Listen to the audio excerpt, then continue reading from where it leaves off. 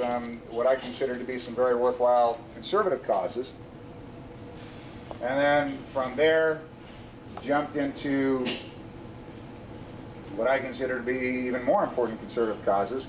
He helped sponsor or helped organize the Tea Party Express that some of you may have heard about.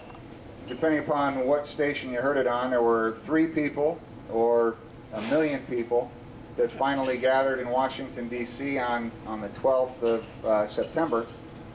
I was one of those 3 or 1 million, whichever the number may be. My wife and I went there for her birthday.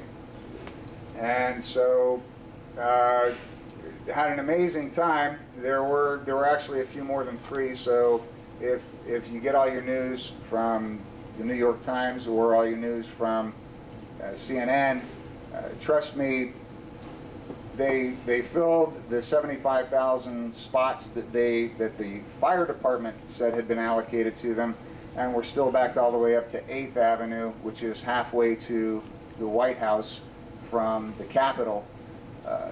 There were a lot of folks. We filled the mall. They had to open the mall for us, even though we hadn't had permits for it, because we were blocking traffic in Washington, D.C.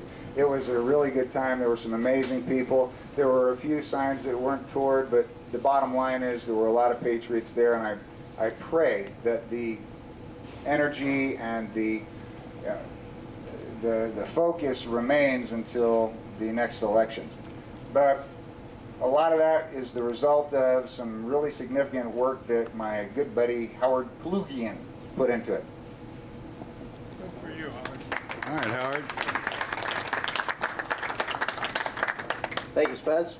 Good evening, everybody. I'm retired from making speeches, so I'll just say guns are good and taxes are bad, and that's the best speech I've ever heard. So God bless America. Thank you for having me tonight. All right. Hey, when is the next event